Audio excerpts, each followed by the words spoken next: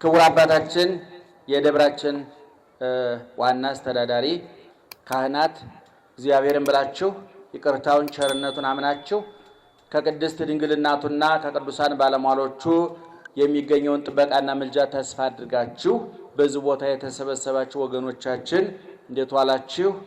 እንዴት አመሻችሁ? እንዴት ቆያችሁ? በየጊዜው በየቦታው በየምክንያቱ የሚመክረን የሚያስተምረን የጥበብና የምስጢር ባለቤት አባታችንም አምላካችንም እግዚአብሔር ክብርና ምስጋና ይግባው። እግዚአብሔር በመካከላችን ይገኝ።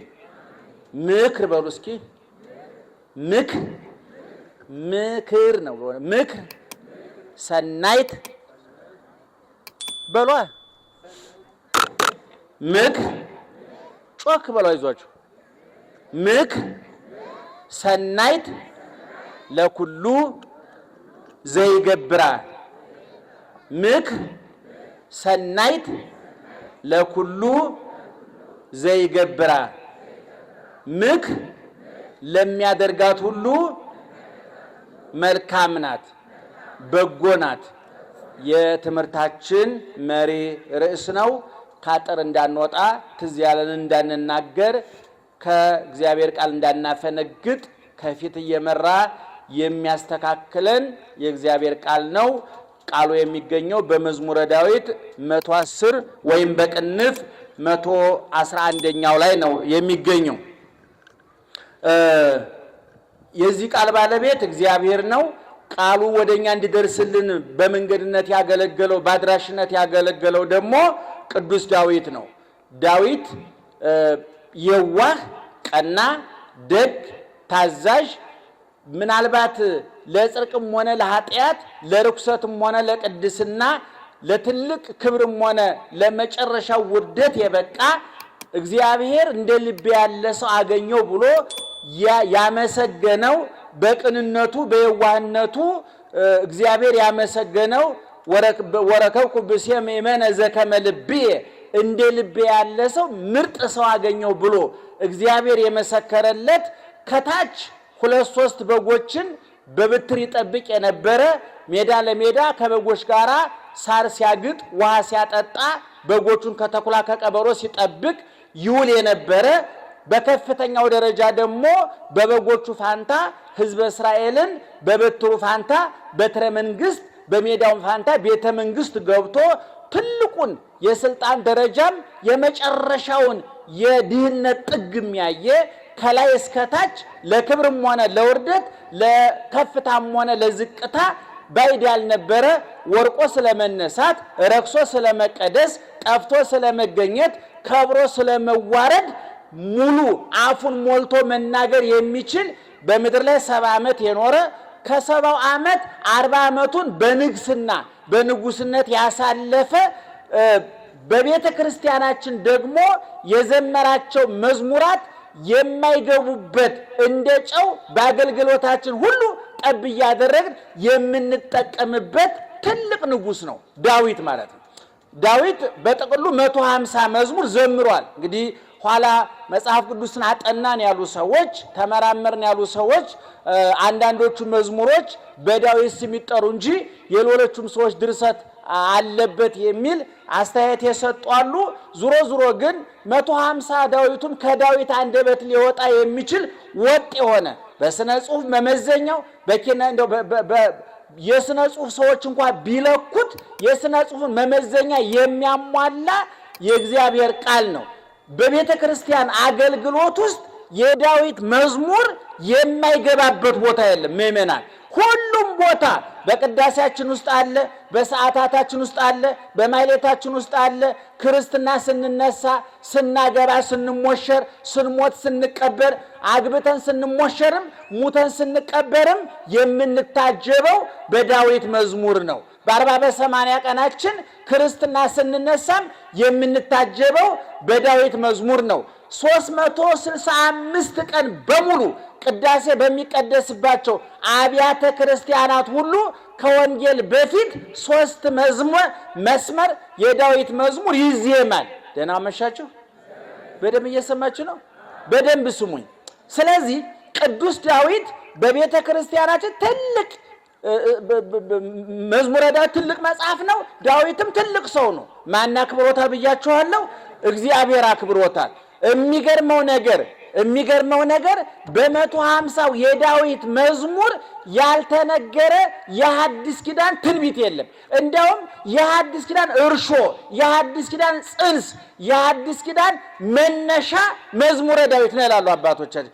ኢየሱስ ክርስቶስ ስለ ቀዳማዊነቱ፣ ስለ ጽንሰቱ፣ ስለ ልደቱ፣ ስለ መሰደዱ፣ ስለ ማስተማሩ፣ ስለ መጾሙ፣ ስለ መጸለዩ፣ ስለ መሰቀሉ፣ እጅግሮቹን ስለ መቸንከሩ፣ በጥፊ ስለ መመታቱ፣ ሐሞት ኮምጣጤ ስለ መጠጣቱ፣ በጥፊ ስለ መመታቱ፣ የሾህ አክሊል ራሱ ላይ እንደሚደፋበት፣ እንደሚጠማ፣ እንደሚሞት፣ እንደሚገነዝ፣ እንደሚቀበር፣ እንደሚነሳ፣ እንደሚያርግ፣ ዳግመኛም እንደሚመጣ ይህን ሁሉ አጭቆ የያዘ መጽሐፍ ነው መዝሙረ ዳዊት ማለት ነው። እኛ አቀለል እንደው ዳዊት ደግሞ አለገለ እየተባለ አቀለል ነው እንጂ ትልቅ መጽሐፍ ነው። የዚህ መዝሙር ባለቤት ቅዱስ ዳዊት ነው። አባቶቻችን የዳዊት መዝሙር በውስጡ 7 ዋና ዋና ነጥቦች አሉበት ብለው ነድፈው አውጥተዋቸዋል። 150 መዝሙር ቢበተንና ቢተነተን በ7 ርዕሶች ይጠቃለላል ብለዋል። አንደኛ ፍቅርን ይሰብካል፣ ሁለተኛ ሃይማኖትን ይሰብካል፣ ሶስተኛ ትህትናን ይሰብካል፣ አራተኛ ተስፋን ይሰብካል፣ አምስተኛ የኃጢአት ይቅርታን ይሰብካል፣ ታምኖ አጣው ኃጢአተኝነትን ማመንን ይሰብካል፣ ስድስተኛ የኃጢአትን ይቅርታ ይሰብካል፣ ሰባተኛ መረዳዳት ዘረውሃ በለለ መረዳዳትን ይሰብካል። ስንት ነገር አልኳችሁ? ደህና ዋላችሁ? ስንት አልኳችሁ? 7 ነገር አለበት። ዋና ዋናዎቹ እያልኳችሁ ልብ አድርጉ ምእመናን። ዋና ዋናዎቹ ነጥቦች እኔ እንዳው ምእመናን በጣም ከይቅርታ ጋራ ምናልባት ምን አይነት ጸሎት እንደምትጸልዩ ዝርዝሩ መረጃው የለንም፣ ግን እንዳው በቀን አንዳንድ መዝሙር ምናልባት 10 20 30 ድገሙ አንላችሁም። እንኳን እናንተ እኛም ካህናቱ ትጥቅ ፈተና እውነቱን ለመናገር በደንብ እየጸለይን አይደለም። አለመጸለያችን በምን ይታወቃል? በየቤታችን ዙራችሁ አላያችሁንም? በውጤቱ ይታወቃል። የሚጸልይ ሰው እንደ አይነት መከራ፣ እንደ አይነት የችግር ዶፍ፣ እንደ አይነት የመከራ ዶፍ አይወርድበትም። የሚደርሰው መከራ ከኛ አለመጸለይ ብንጸልይም በትክክለኛው መንገድ አለመጸለይ እንዳለ ያስረዳል። እና ቅዱስ ዳዊት ቅድም እንዳልኳችሁ እንዲያው እኔ ገንዘቤ መቅኖ አጣ፣ ትዳሬ መቅኖ አጣ፣ ፍቅር አጣው፣ ሰላም አጣው፣ እሰራለሁ አይጠራቀምልኝም፣ ሲይዘው ያመለጠ፣ ስሰበስበው እየተበተነ፣ ገንዘቤ ተነነ በነነ እያላችሁ የምትጨነቁ ሰዎች፣ ትዳራችሁ ውስጥ ሰላም ያጣችሁ ሰዎች፣ መደማመጥ የተሳናችሁ ባልና ሚስቶች፣ አሰሪና ሰራተኞች፣ ብቻ በየመስኩ በርና ግቢ የሸፈኑ ብዙ አይታል፣ ብዙ ችግር አለ። ይሄን ለማስወገጃ ብቸኛው መንገዱ መዝሙረ ዳዊት ነው። ደህና መሻችሁ? ብቸኛው እኔ እንደው ዝም ብላችሁ በየአጥማቂው በየካህኑ እንደው እንዲኮነ የአይነ ጥላ የምንትስ ያለ ከምትሰቃዩ ሰው ሳታስቸግሩ ራሳችሁ መፍትሄው እጃችሁ ላይ አለ። የዳዊት መዝሙር ነው መፍትሄው። መፍትሄ ስራይ የሚፈታ በሽታን የሚበትን ችግርን የሚበትን እንባን የሚያብስ ቁስልን የሚፈውስ ስብራትን የሚጠግን ጉድለትን የሚሞላ ምስጋና አለበት፣ አድናቆት አለበት፣ እምነት አለበት። የሌለበት ነገር የለም መዝሙረ ዳዊት። ልመና ከፈለጋችሁ ንጹህ ልመና አለበት። ምስጋና ከፈለጋችሁ ንጹህ ምስጋና አለበት። ታሪክ ከፈለጋችሁ ንጹህ ታሪክ አለበት። መደነቅ ከፈለጋችሁ አድናቆት አለበት። የዳዊት መዝሙር ምእመናን የሌለው ነገር የለም ነው እያልኳቸው ያለሁት። ስለዚህ መዝሙረ ዳዊትን ኦርቶዶክሳዊ ተዋሕዶ ቤተክርስቲያን በአገልግሎቷ ሁሉ ጣልቃ አስገብታ ትጠቀምበታለች። ቅድም ተናግሬያለሁ። የማይገባበት ቦታ አለ ብያችኋለሁ። ሁሉም ቦታ ይገባል ብያችኋለሁ አይደል? ክርስትና ስንነሳ መዝሙር 50 ወመንፈሰከ ቅዱሰ ይታውጽም ላይሌ መንፈስ ቅዱስን ላክልኝ የሚል እዛ ላይ አለ።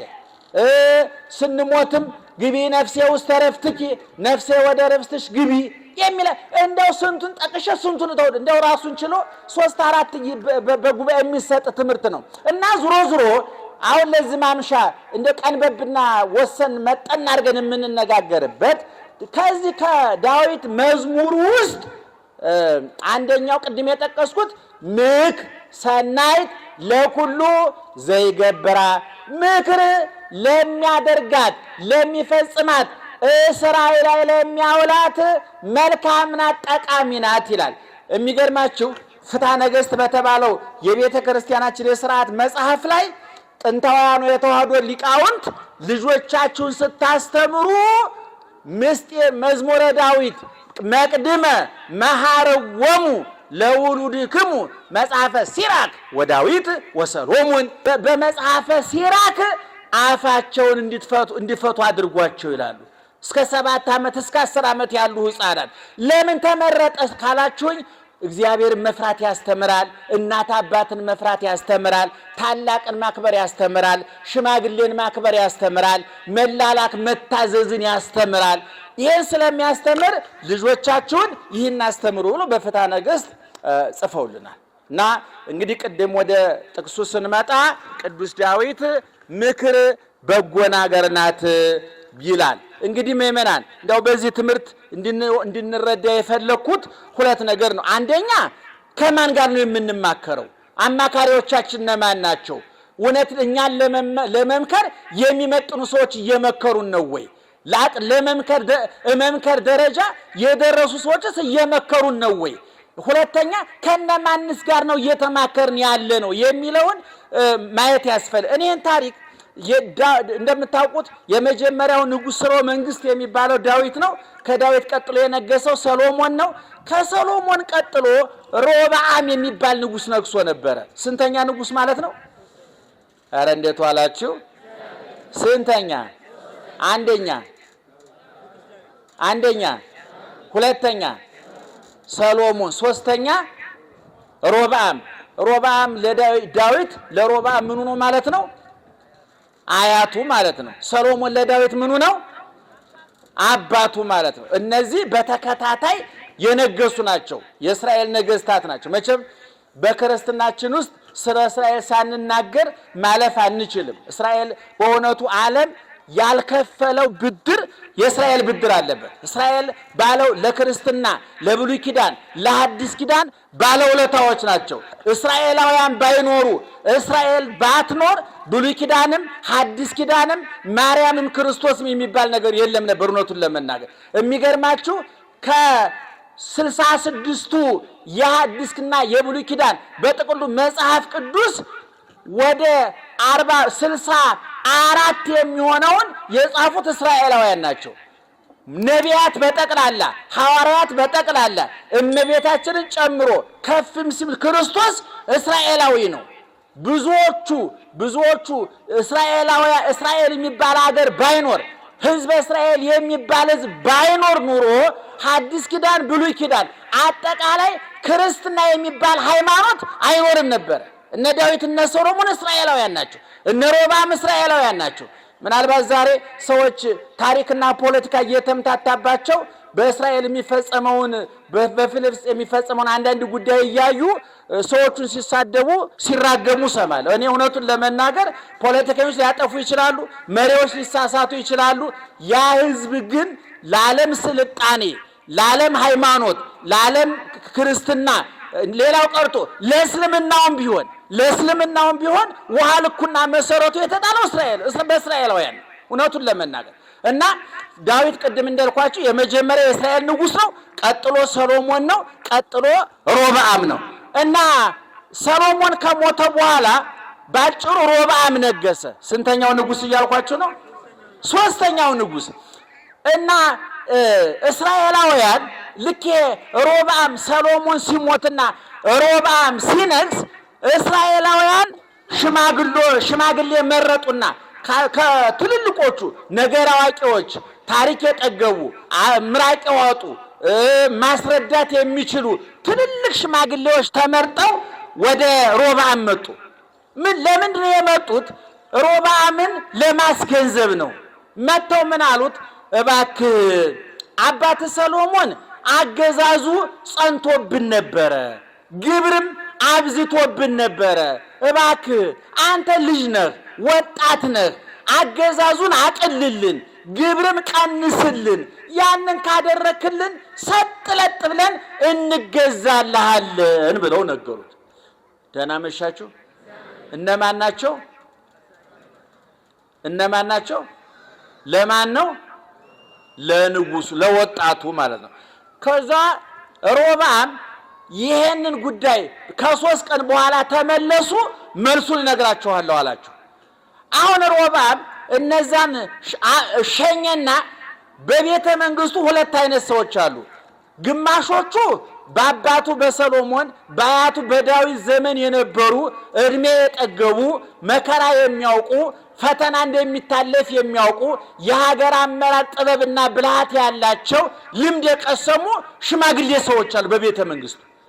እነሱን ጠራና እባካችሁ የእስራኤል ሽማግሌዎች እኮ ተሰብስበው መጥተው አባተ ሰሎሞን አገዛዝ አጽንቶብናል፣ ግብር አብዝቶብናል፣ አስተዳደሩ በደል አድርሶብናል።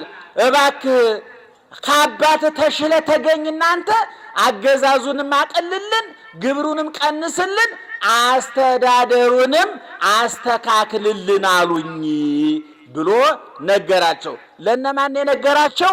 ለሽማግሎቹ፣ ለትልልቆቹ፣ በእድሜም በልምድም በእውቀትም ለሚበልጡት ማለት ነው። ሽማግሎቹ ምን ብለው መከሩት? ሲገዙ ይገዙ ነው። እሺ በላቸው።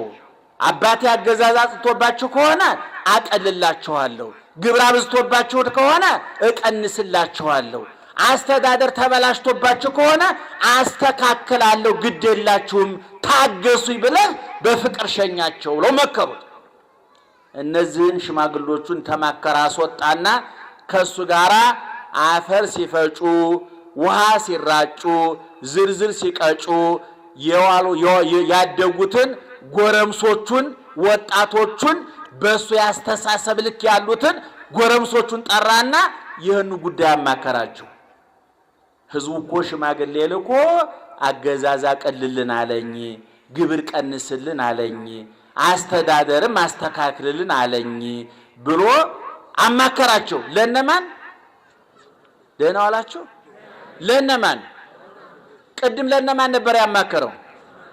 ለሽማግሌዎቹ። አሁን ወጣቶቹ ምን ይሉታል? እንዴ አንተ ወጣት መሪ ነህ፣ ስልጣን በእጅ ነው፣ ኃይል በእጅ ነው፣ ወታደር በእጅ ነው፣ ሁሉን ነገር ማድረግ ትችላለህ። ሰጥ ለጥ ብላችሁ ተገዙ። ይቺ ጣቴ አለ ይታያችኋል። ምንድናት ይቺ? ትታያችኋለች? ምንድናት ይቺ ጣቴ አለ እያሳየ ለነሱ። ይቺ ጣቴ ከአባቴ ወገብ ተወፍራለች። አባቴ በጅራፍ ገርፏችሁ ከሆነ እኔ በጊንጥ በብረት ጅራፍ እገርፋችኋለሁ። ውጡ ብሎ ውጡ በልና አበራችኋለሁ። ስንት ሰው አማከረ? አቤት። እስኪ አባቴ የትኛው ምክር ነው ጥሩ? እርሶ አቤት የቱን ቢሰማ ያዋጣው ነበር? ጮክ ብላችሁ ንገሩኝ። አረ ጮክ በሉ። የነማንን? የሽማግሌዎቹ። በኋላ እሱ ገና ጎረምሳ ነው፣ ሩጦ አልጠገበም። የጓደኞቹን ሰማ። በኋላ እነዛ የእስራኤል ሰዎች በሶስተኛው ቀን መጡ። በ3 ቀን ቀጥረህን ነበር፣ የለመንህን ልመና እንዴት አደረክልን ብለው ጠየቁ። ይሄ ጎረምሳው ወጣቱ ከጎረምሶቹ ጋር ተማክሮ ከወጣቶቹ ጋር ተማክሮ ወጣቶቹ ያሉትን ገና ሩጠው ያልጠገቡ ዘለው ያልጠገቡ አይምሯቸው ያልበሰለ በመከራ ያልተፈተኑ በልምድ ያልተፈተኑ ምንም አይነት ልምድ የሌላቸው ጎረምሶች የመከሩትን ምክር ለተከበሩት የእስራኤል ሽማግሌዎች መለሰላቸው። እናንተ ፌዘኞች ናችሁ፣ ቀልደኞች ናችሁ። አባቴ ደግሞ መች ገዛችሁና ምን አይታችሁ ከሱ በበለጠ ሁኔታ ረግጬ ገዛችኋለሁ። ይቺ ጣቴ ከአባቴ ወገብ ተወፍራለች። ወጣት ነው ልጅ ነው ብላችሁ ከሆነ እንዳትሞኙ። አባቴ በጅራፍ ገርፏችሁ ከሆነ እኔ በጊንጥ በብረት አለንጋ እገርፋችኋለሁ። ሰጥ ለጥ አድርጌ አንቀጥቅጬ ገዛችኋለሁ። ውጡ አላቸው። ሰማችሁኝ? እነዛ ሰዎች ሽማግሎቹ አንገታቸውን ደፍተው ወጡ። ወጥተው ግን ወዳው አልብነ ክፍ ምስለ ወድለ እሴይ እቱ ቤተከ እስራኤል እስራኤላዊ ሁሉ ከዛሬ ጀምሮ ከዳዊት ዘር ከሰሎሞን ዘር ከሮብዓም ጋራ ምንም አይነት ግንኙነት የለንም። እያንዳንዱ እስራኤል ወደ ቤት ግባ ብለው ህዝቡን ከሮብዓም ገንጥለው ወሰዱት። ሰሜን ሰማርያ በሚባለው ዛሬ በሰሜን እስራኤል ባለው 10 ነገድ ተገንጥለው በዚህ የማይረባ አማካሪ ከሌለው ልበቢስ ሰው ተለይተው ተገንጥለው የራሳቸው መንግስት አቋቋሙ። ወዳው የተነገረው ወታደር መርጦ ላከ። የተላኩት ወታደሮች አፈር ዶቄቱ ነው ቀሩ። አስገባሪ ግብር ሰብስቡ በላኳቸው ግብር እንሰበስባለን ብለው የተላኩት ሰዎች በድንጋይ ተወግረው አጥንታቸው ተከስክሶ ደማቸው ፈሶ ደመከልቡ ነው ቀሩ። ከዛች ጊዜ ጀምሮ እስራኤል 2 ቦታ ተሰነጠቀች። ሰሜናዊ እስራኤል ሰማርያን ይዞ የራሱን መንግስት አቋቋመ። ደቡባዊ እስራኤል ኢየሩሳሌምን ይዞ ሮብዓም 2ቱን ነገድ ብቻ ይዞ ቀረ። ይገርማችሁ የሚገርማችሁ ነገር 2ቱ ነገድ ራሱ የቀሩለት በሱ በጎ ስራ አይደለም። እግዚአብሔር ለዳዊት ከዘርህ የሚሾም አላጠፋብህም፣ በአንተ ምክንያት ኢየሩሳሌምን እጠብቃታለሁ ብሎ ቃል ገብቶ ስለነበረ እግዚአብሔር በሕይወትና በቁሙ ከሞተው ከሮብዓም ይልቅ በሕይወት ከሌለው ከዳዊት ጋር የገባው ቃል ኪዳን ጠንክሮበት አሸንፎት 2ቱን ነገር ብቻ ሰጥቶት ኃያሏ እስራኤል ተበታትና ለውጭ ጥላት ተጋልጣ የሰሜኖቹ እነዚህ 10 ነገድ ከውጭ ጥላት ጋር እየተማከሩ ከግብጾች ጋር ከሶሪያዎች ጋር ከፋርሶች ጋር እየተማከሩ ጠላት ይዘው እያመጡ ቤተ መቅደሱን እያዘረፉ ወርቁን ብሩን እያዘረፉ ትልቅ መከራ ደረሰ። ታላቋ እስራኤል ተዳከመች። ህዝቡ እርስ በርሱ ተባላ፣ ተናከሰ፣ ተጫረሰ። መመና ሰምታችሁኛል? ጥፋቱ የማን ነው? ንገሩኝ። ጥፋቱ የማን ነው? የማን ነው? ምንድነው ስህተቱ? ከማን ጋር መማከሩ? ከማን ጋር መማከሩ? ከወጣቶቹ። ስለዚህ ቅድም የትምህርታችን መነሻ ላይ ምን ብያችኋለሁ? ከማን ጋር እንማከር? እህቴ አንቺ ቆራቢ ነሽ፣ ከጫት ቃሚ ጋር መማከር ትችያለሽ? አንተ ቤተ ክርስቲያን ሳሚ ነህ፣ ጠንቋይ ቤት ከሚሄድ ሰው ጋር ትማከራለህ? አንተ ባለትዳር የተከበርክ አባወራ ነህ፣ ሲጠጣ ከሚያመሽ ወንደላጤ ጋር መማከር አለብህ? እየሰማችሁ ነው? አንተ ኦርቶዶክሳዊ የተዋህዶ ልጅ ነህ፣ በእምነት ከማይመስልህ ጋር ስለ ሃይማኖት መነጋገር አለብህ? የለብንም። አያችሁ፣ አማካሪ አለመምረጥ ወይም ደግሞ የጥሩ አማካሪን ድምፅ አለመስማት ከክብር ያዋርዳል፣ ስራን ያሳጣል፣ ህይወትን ያሳጣል፣ ትዳርን ይበትናል፣ ንግድን ያቀዘቅዛል፣ ፍቅርን ያሳጣል፣ ሰላምን ያሳጣል። አሁን ይህ ወጣት ከሽማግሎቹ ጋር ተማክሮ ቢሆን ሽማግሎቹ የመከሩትን ሰምቶ ቢሆን ህዝቡን ከመከራ ያተርፈው ነበረ። እስራኤልን ከመዳከም ያተርፋት ነበረ። የዳዊትም ዝና የሰሎሞንም ዝና ይቀጥል ነበረ። በዚህ በመጽሐፈ ሲራክ ምዕራፍ 37 ከቁጥር 1 ጀምሮ ስታነቡ ሰሎሞን ነው ሲራክ ምን ይላል? ይትትማከር ምስለ ደንፃዊ ለውሂበ ምጽዋት፣ ምጽዋት ስለመመጽወት ከስስታም ሰው ጋር አትማከር ይላል። እንደብቅ እንጂ እንስጥ አይልህም። ከወዳም ሰው ጋራ ስለ ጾም አትማከር። ስለ ጀግንነት ከፈሪ ሰው ጋር አትማከር። ከማን ጋር ነው መማከር ያለብኝ? አንተ ጫት ከሚቅም፣ ሲጋራ ከሚያጨስ፣ መጠጥ ከሚጠጣ፣ ትዳሩን ከማያከብር ከዝርክርክ ሰው ጋር እየዋልክ ሕይወት ሊስተካከል አይችልም። አማካሪ ምረጥ። አያችሁ፣ በቤተ ክርስቲያናችን ገድል፣ ድርሳን፣ ታምራት የሚባሉ መጻሕፍት አሉ። ምክር የሞላባቸው፣ ተግሳጽ የሞላባቸው ክርስትናን በሕይወታቸው የኖሩ ለክርስትናቸው የታረዱ፣ የነደዱ፣ የተገፈፉ፣ የተገረፉ ስለ ክርስቶስ ሁሉ እንደ ትቢያ የቆጠሩ የላመ የጣመውን ዓለም አራግፈው የተው የዓይን አምሮታቸውን የልብ ፍላጎታቸውን ያልተከተሉ የክርስቶስ የመስቀሉ ቁስል የሚጠዘጥዛቸው ልምድ ያላቸው ቅዱሳን አሉ። ከነዛ ጋር ነው መማከር ያለብን። ከነዛ ጋር ነው መወያየት ያለብን። ስለዚህ በዚህ በመጽሐፈ ቅዱስ ጳውሎስ በዚህ በቆሮንቶስ 15:32 ላይ መልካሙን ጠባይ መጥፎ ባልንጀርነት መልካሙን ጠባይ ያጠፋል ይላል። መጥፎ ባልንጀርነት መልካሙን ጠባይ ምን ያደርገዋል? ያጠፋዋል። እንደው እዚህ ውስጥ ያላችሁ ልምድ ያላችሁ እንደው በጓደኞቻችሁ ምክንያት ጫት የለመዳችሁ የላችሁም? በጓደኞቻችሁ ምክንያት ሲጋራ የለመዳችሁ የላችሁም? በጓደኞቻችሁ ምክንያት ውጭ እያመሻችሁ እያደራችሁ እናት አባታችሁን ያሳዘናችሁ የላችሁም? በጎረቤቶችሽ ምክንያት ባልሽን ከጎረቤቶች ምክንያት ሚስትን ያሳዘንክ ሰው የለም? ስለዚህ ከማይመስላችሁ ሰው ጋራ አትማከሩ። ከማይመስለን ሰው ጋራ በዋልን ቁጥር የሚገጥመን ይሄ ነው። መጻሕፍት የሚመክሩን መጻሕፍት የሚያስተምሩን ይሄ ነው። ለዚህ ነው ቅዱስ ዳዊት ምክር ሰናይት ለኩሉ ዘይገብራል፣ ምክር ለሚፈጽማት ሁሉ ምክር ትጠቅማለች፣ ታገለግላለች። ምክር ማለት በሌላ ቋንቋ እኮ ትምህርት ማለት እኮ ነው። አሁን እኛ እየመከርናችሁ እያስተማርናችሁ እኮ ነው። ሕይወታችሁ እንዲስተካከል፣ ኑሯችሁ እንዲቃና፣ ትዳራችሁ በሰላም እንዲሞላ፣ የእንቅስቃሴያችሁ ሁሉ ከህሊና ወቀሳ ከአእምሮ ከሰሳ ነፃ የሆነ እግዚአብሔር የሚከብርበት የሚደሰትበት ህሊና የሚያርፍበት ጎረቤት ጓደኛ መንፈሳዊ ቅናት የሚቀናበት የተስተካከለ ሕይወት እንዲኖራችሁ ነው ምክር እየመከርናችሁ ያለ ነውና እንግዲህ እናቶች አባቶቻችን ማን ጋር ነው እየተማከራችሁ ያላችሁት?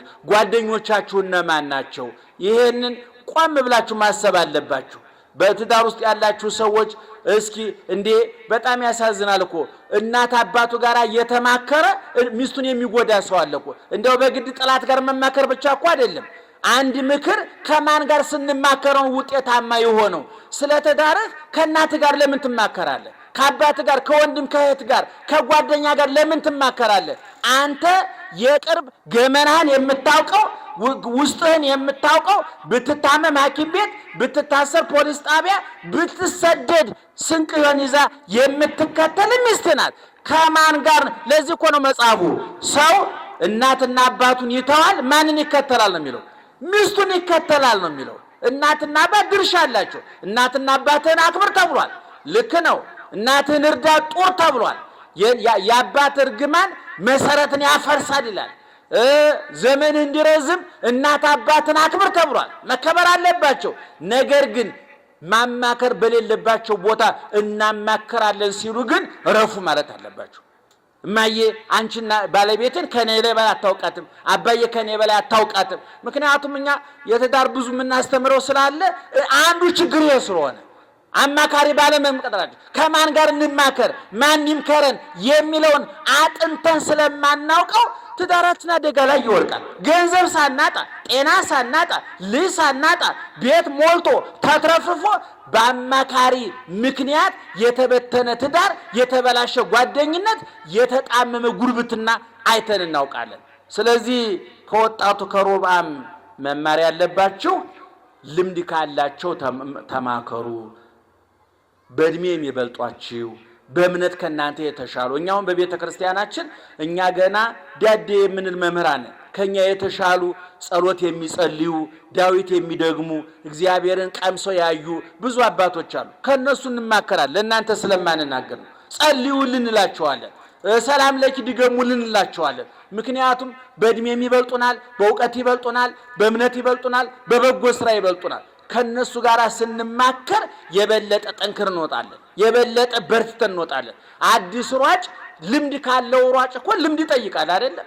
እንዴት አድርገህ አሸነፍ፣ ልምምድ እንዴት ነው የምትሰራው? ነገሩ የኛ ሀገር ሰው ጠማማ ነው፣ ልምዱን አያካፍልም እንጂ ብዙ ልምድ ይከፈላል። ከናንተ በፊት ከነበረው ሰው ታላቅ እህትሽ ለታናሽ እህቷ ምንድነው የምትመክራት? ታላቅ ወንድም ለታናሽ ወንድም ምንድነው የሚመክረው? እኔ እንደዚህ በዛ አልፌ ነው ውጤታማ የሆንኩት፣ አንተም በርታ ጠንክር ብሎ ያሳያል ወይ? ይሄ ቅድም በተናገርኩት መሰረት ከማን ጋር እንደምንማከር ማወቅ አለብን። የመከረን ያስተማረን የአባቶቻችን አምላክ ክብርና ምስጋና ይግባው። እግዚአብሔር ሀገራችንን ሰላም ያድርግልን፣ ህዝባችንን ሰላም ያድርግልን። ዛሬ ቤተክርስቲያን ያደረሰው አለ? እስኪ ቤተክርስቲያን ማህሌት ያደራችሁ አጨብጭቡ እስኪ። ያላደራችሁ አቤት አቤት! ደግሞ በልብ ሙሉ ነው የምታጨበጭቡት። እንደገርማችሁ ጀግኖች! እንደው ይሄ ነው እኔ በእውነት በዚህ ዘመን ነውር አፍን ሞልቶ የሚያስወራ። አንዳንድ ሰዎች ተፋተን ብሎ በትልቅ ቀርበው ያወራሉ። ይገርማቸዋል። አፍን እንደው አንገትን ደፍቶ የሚያስውለው ጉዳይ ላይ ያሱ አሁን ካደሩት ይልቅ እናንተ ናችሁ ሞቅ አድርጋችሁ ያጨበጨባችሁ። ጀግና ደግ አድርጋችኋል። ደህና መሻችሁ፣ ደህና መሻችሁ። የሚገርማችሁ የጊዜ ባለቤት ማን ነው? እንዲመሽ እንዲነጋ ክረምትና በጋውን የሚያፈራርቅ ማን ነው? እግዚአብሔር። በቤተ ክርስቲያናችን አሁን ይሄን ሰሞን ዘመነ ጽጌ ይባላል። የአበባ ወቅት ነው። ምናልባት አዲስ አበባ አይታወቅም እንጂ በገጠር ያደጋችሁ ታውቁታላችሁ። አሁን አተሩ፣ ባቄላው፣ በቆሎው የሚደርስበት ገበሬ ከላይ ውሃ ከታች ውሃ በጭቃ በረሃብ ሲጠበስ ክረምቱን አሳልፎ አሁን እህል ደርሶ አትኩራ ገብስ አይዟቸው። ከአሜሪካ ከመምጣታቸው በፊት ኢትዮጵያ ነበራችሁ አይደል? ዱሮ አትኩራ ገብስ ጎመን ባወጣው ነፍስ። ገጠር ያደጋችሁ ሰዎች በሐምሌ እንጀራ በሰፌድ ሲቀርብ ታስታውሳላችሁ? ጎመኑ ምን ይሆናል? ይቆላል። እንጀራስ እስር ነች፣ አትታይም። እንጀራ የለም። በእውነቱ የኢትዮጵያ ገበሬ እኮ ሰማዕት ነው። እውነቱን ለመናገር እኔ እውነቴን ነው የምልህ። እኔ አሁን እንደ ሳይንሱ መለኪያ እኮ እየኖረ እኮ አይደለም እነሱ እናንተ እየበላችሁ አይደለም እኮ እንደ ሳይንሱ መለኪያ። እንደው እግዚአብሔር በቸርነቱ እያኖረን ነው እንጂ ይሄን ለማግኘት ከዚህ ብላ። አሁን ደግሞ ይገርማቸዋል፣ ምግብ የለም መረጃው በዛ አውደ የገባ ነው። አሁን ድሮኛ ከስጋ ምን ጥቅም እንደሚገኝ ከወተት ምን ጥቅም እንደሚገኝ የለም አናውቅም ነበር። ስጋ ግን ሞልቶ ነበር። ዛሬ ስለ ስጋ የሰበሰብነው መረጃ 10 በሬ ይገዛል። ይገርማል። ግን ስጋው የለም፣ ወተቱ የለም። አሁን ገበሬ ጠንካራ ነው። ወተቱስ ካልሽየም እንዳለ ከተማ ያውቃል፣ ወተት የለውም። ገበሬ ካልሽየም እንዳለ ያውቃል፣ ወተት ሞልቶታል። ይገርማል። መረጃ አለ፣ እዚህ እቃው የለም። አገር ቤት መረጃ የለም፣ ወተቱ አለ። እና ይሄን ሰሞን መሬቱ አረንጓዴ በቤተ ክርስቲያን እግዚአብሔር ምእመናን እግዚአብሔር የዘመን አምላክ ነው ብያቸዋለሁ። እኔ የኢትዮጵያን ቤተ ክርስቲያን እንደው የሚያጠና ቁጭ ብሎ የሚያጠና ቢገኝ እንዴት አይነት ውብ ቤተ ክርስቲያን እንደሆነ በየዘመኑ አሁን ይሄን ሰሞን ለዚህ ሰሞን የተመደቡ መዝሙሮች አሉ። አሁን ይሄን ሰሞን ደመናው የሚገፍበት አሰርገው ሰማይ በከዋክብት ወለ ምድርን በስነ ጽጌያት ሰማዩን በከዋክብት በፀሐይ በጨረቃ አስዋብከው አለ። በክረምት ፀሐይ ጨረቃ ከዋክብት አሉ ወይ? አዋሉ። ነገር ግን ጉም ይሸፍናቸዋል፣ ደመና ይሸፍናቸዋል። አሁን በመስከረም ግን ደመናው እየጠራ ጉሙ እየገፈፈ ከዋክብቱ ጨረቃው ቁልጭ ብሎ የሚታይበት ወቅት ነው። ምድሩ ደግሞ ይሄ የደፈረሰው ውሃ የሚጠራበት። እንደው ምን ይባላል በገጠር በጥቅምት እንኳን ከውጡ ውሃው ይሰባል ይባላል። ደህና ዋላችሁ? አይዟችሁ። የከተማ ውሃ ይሰባል፣ በቧንቧ ነው የሚመጣው። ለዛውም በዝገት ቧንቧ ነው የሚመጣው። እሱ ተውት። ይሄን ገጠር ያለ ውሃው ይሰባል። ኩልል ብሎ ሲታይ ውሃው ራሱ ሲጠጣ ህይወት ነው። ይገርማችኋል። እና አሁን ይሄን ሰሞን የሚዘመረው መዝሙር በቤተ ክርስቲያን አበባውን ሰማዩን በከዋክብት ያስጌጥ፣ ምድሩን በአበባ ያስዋብ። እንዴት አይነት ድንቅ አምላክ ነው ያለህን! 24 ሰዓት ስራ የማትፈታ በእውነቱ ምእመናን አንድ ጥያቄ ልጠይቃችሁ። እግዚአብሔር የዓመት ፈቃድ ወስዶ ያውቃል? እስኪ ንገሩኝ። ወስዶ ያውቃል? አቤት። እግዚአብሔር የዓመት ፈቃድ ቢወስድ እኛ እንኖራለን? ሰይጣን ወስዶ ያውቃል? እንደውን እግዚአብሔር የዓመት ፈቃድ ለወጣ ነው ቢል የሚተካው ያገኛል? አያገኝም። ሰይጣን የዓመት ፈቃድ ቢወጣ የሚተካው ያገኛል? አያገኝም። ሞልተናል እንዴ አለን። እኔ ጃውጣ በራሱ እኔ ሰውት እንዴ ሰይጣን የሚያስነቁ ጉዶች አሉ አይደል እንዴ? አረ ሰይጣን በስንት ጣይሞ የሚባለው አረመኔዎች በእውነቱ እንደው ሲፈጠሩኛ ተጠይቀን ቢሆን እኮ አይፈጠሩም ነበር እኮ ነው። እርግማኖች ሰዎች አሉ፣ ቆሻሾች፣ ሰይጣን የሚያስንቁ ክፉ ሰዎች አሉ። እግዚአብሔር ግን የዓመት ፈቃድ አይወጣም። ለምን መሰላችሁ? አንደኛ አይደክሙም፣ ሁለተኛ ማንን ተክቶ ይውጣ? ማን ይታገሳል እንደሱ? አሁን እሱ እንደው ለ5 ደቂቃ ስልጣን ቢሰጣችሁ እናንተ እኛም በድንጋይ ወግራችሁ አትገሉንም? እነዚህ ናቸው እንደሚሰብኩን ብላ በእግዚአብሔር አይን ብታዩን እኮ በድንጋይ ወግራ ትጨርሱን ነበረ። ግን እግዚአብሔር ሞኛር ለእናንተ ስልጣን ሰጡኛና ያስወግርም። ይገርማችኋል። እኛ ራሱን ያው ለ5 ደቂቃ የእግዚአብሔር ስልጣን ቢሰጠኝ እያንዳንዱ በሳጋይተ ነበረ፣ ተቃጥለን የላችሁም ነበረ። ነገር ግን ሁላችንም ስልጣኑ ያለው ማን እጅ ነው? ማን እጅ ነው? እግዚአብሔር እጅ ነው። ከዕለታት አንድ ቀን ይላል አባቶቻችን ጴጥሮስ ጌታን በጣም ከመውደዱ ጌታዬ እንደው ለመሆኑ ትተኛለህ ብሎ ጠየቀ ይላሉ አባቶቻችን። እተኛለሁ አልተኛም አላለውም። አንድ ውሃ በዋንጫ በጽዋ ውሃ ሞላና ወይን ሞላና ያዛለው። ጴጥሮስን ይዞ ቁጭ አለ። ተቀመጠ ተቀመጠ ተቀመጠ ተቀመጠ፣ ሰለቸው። ጴጥሮስ እንቅልፍ ይዞት ልማለና ሲተኛ ጽዋውን ለቆት ለካ ጽዋው ወርቆ ውሃው ፈሷል። ብንን አለ። ጌታዬ ጽዋ አምልጦኝ ውሃው ፈሰሰ። እኔ እንቅልፍ ቢወስደኝ ኑሮ እንዳንተ ዓለም እንዲሁ ነበረ። አንተ እጃለው አንድ ጽዋ ነው፣ እኔ እጃለው ግን ዓለም ነው አለው ይላል አባቶቻችን። ስለዚህ ምእመናን አሁን ይህን ሰሞን ማሕሌተ ጽጌውን ወደፊት እንተነተንላችኋለን። እያንዳንዷን ቅዱስ ያሬድ ኢትዮጵያዊ ስለሆነ በኢትዮጵያ ደህና ደሩ። እንደገና እንደ አዲስ ጀመርኩኝ። ደህና ደሩ።